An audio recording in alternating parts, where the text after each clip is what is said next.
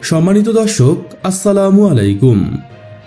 পুরাতন আসল রূপে ফিরছে বিজিবি, বিস্মিত বিএসএফ। সীমান্তে অস্ত্রসহ 5 ভারতীয় নাগরিককে আটক করেছে বিজিবি।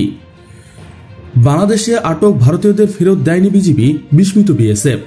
বাংলাদেশ সীমান্তরক্ষী বাহিনী বিজিবি চাপাই নবাবগঞ্জের সীমান্তে গরু পাচারের সময় অস্ত্রসহ 5 ভারতীয় নাগরিককে আটক করেন। রোববার 18 আগস্ট আটক ভারতীয়দের ফেরত দেওয়ার জন্য বিএসএফ এর সাথে কয়েক দফা বৈঠক হলেও বিজিবি তাদের ফেরত দেয়নি বলে জানিয়েছেন ভারতের সীমান্তরক্ষী বাহিনী বিএসএফ। বিএসএফ এর শীর্ষ কর্মকর্তারা জানান, এটি বিগত কয়েক বছরের মধ্যে প্রথম ঘটনা যেখানে বিজিবি অনুপ্রবেশকারী ভারতীয়দের ফেরত দেয়নি, যা তাদের জন্য একটি বিস্ময়কর ঘটনা। রোববার সকালে চাপাই নবাবগঞ্জের শিবগঞ্জ উপজেলায় রঘুনাথপুর সীমান্তের পদ্মা নদীতে নৌকায় করে গরু পাচারকালে 5 ভারতীয়কে অস্ত্রসহ আটক করেছে বিজিবি।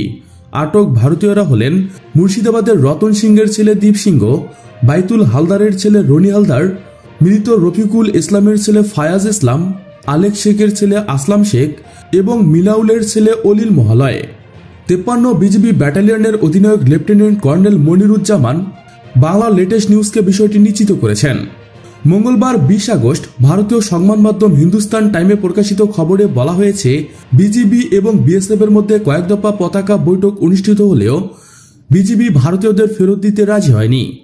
বিএসএফ এর এক শীর্ষ কর্মকর্তা দাবি করেন, 17 আগস্ট রাতে মালদার নদী সীমান্ত দিয়ে বাংলাদেশের পাচারকৃত গবাদি পশু উদ্ধারের জন্য 2টি নৌকা ব্যবহার করেছিলেন 115 ব্যাটালিয়নের বিএসএফ সদস্যরা।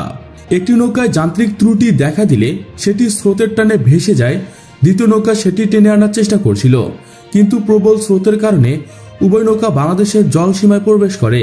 সেখানে 5 জনকে আটক করেছে বিজিবি। হিন্দুস্তান টাইমের প্রতিবেদনে উল্লেখ করা হয়েছে, ঘটনার সাথে সাথে দক্ষিণবঙ্গ সীমান্তের সদর দপ্তর ও ঊর্ধ্বতন কর্মকর্তারা বিজিবিকে ফোন করে বিষয়টি জানান।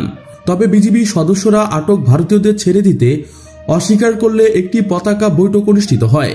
বৈঠকে বিএসএফ কর্মকর্তারা দাবি করেন, অনুপ্রবেশকারী দায়িত্ব পালন করতে গিয়ে ভুলকর্মে ঘটেছে এবং তাদের কোনো খারাপ উদ্দেশ্য ছিল না। তারা 2 সীমান্তরক্ষী বাহিনীর মধ্যে সুসম্পর্ক বজায় রাখার স্বার্থে আটক ব্যক্তিদের ফিরিয়ে দেওয়ার অনুরোধ জানান। তবে বাংলাদেশের বর্তমান পরিস্থিতির কারণে বিজিবি ভারতীয়দের ফিরে নিতে অস্বীকার করেন। পরবর্তীতে 5 ভারতীয়কে স্থানীয় পুলিশের হাতে তুলে দেওয়া হয়। বিএসএফ এর দক্ষিণবঙ্গ সীমান্তের ডেপুটি ইন্সপেক্টর জেনারেল ডিআইজি এ কে আর্য বলেন, পরবর্তীতে বেশ কয়েকবার পতাকা বৈঠক অনুষ্ঠিত হয় এবং বিজিবিকে সুসম্পর্ক বজায় রাখার স্বার্থে ভারতীয় মাঝিদের ফেরত দেওয়ার অনুরোধ করা হয়, কিন্তু তারা এতে রাজি হননি। বিজিবি এই প্রথমবারের অসাবধানতাবশত বাংলাদেশে ঢুকে পড়া ভারতীয় মাঝিদের ফেরত দেয়নি। ভারতীয় চোরা কারবারিদের উদ্দেশ্যে সীমান্তে গুলি ছুড়ল বিজিবি। ভারতীয় চোরা কারবারির দখলে লক্ষ্য করে ঝিনাইদহের মহেশপুর সীমান্তে গুলি চালিয়েছেন বিজিবি জওয়ানরা। বুধবার 14 আগস্ট দুপুরে মহেশপুর উপজেলা কোলাসপুর সীমান্তে এই ঘটনাটি ঘটে। মহেশপুর বিজিবির সহকারী পরিচালক মোহাম্মদ সাইফুল ইসলাম এক প্রেস বিজ্ঞপ্তির মাধ্যমে এ তথ্য নিশ্চিত করেন। গণমাধ্যমে প্রকাশ্যে এক বার্তাতে জানানো হয়, ভারত থেকে কয়েকজন চোরা কারবারি বাংলাদেশ সীমান্তে জড়ো হয় অবৈধ মালামাল পাচার করার খবর পেয়ে বিজিবির একটি টহল দল সীমান্ত পিলার 60 থেকে 98 এর বিপরীতে অবস্থান নেন। ভোরের দিকে ভারতীয় কয়েকজন চোরা কারবারির মাথায় বস্তাভর্তি অবৈধ মালামাল নিয়ে বাংলাদেশ সীমান্তে অতিক্রম করার চেষ্টা করলে বিজিবি তাদের ধাওয়া করেন।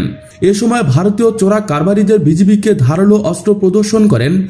বিজিবির টহল দলের দিকে অগ্রসর হতে থাকেন। পরে টহল দল প্রাথমিক সতর্কতা হিসেবে 5 থেকে 6 রাউন্ড ফাঁকা গোলাবর্ষণ করেন। এতেও ভারতীয় চোরা কারবারিরা ভয় না পেয়ে ক্রমাগত বিজিবি টহল দলের দিকে এগিয়ে আসতে থাকেন। এ সময় চোরা কারবারিদের অবস্থান লক্ষ্য করে 4 রাউন্ড গুলি চালালে তারা পালিয়ে যায়। পরে ঘটনাস্থলে তল্লাশি করে ভারতীয় চোরা কারবারিদের ফেলে দেওয়া 98 বোতল মদ উদ্ধার করা হয়।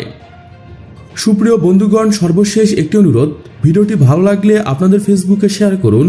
নিয়মিত বাংলার তথ্য নির্ভর খবরাখবরে যুক্ত হওয়ার জন্য আপনাকে অসংখ্য ধন্যবাদ। Thanks for watching my video. আল্লাহ হাফেজ।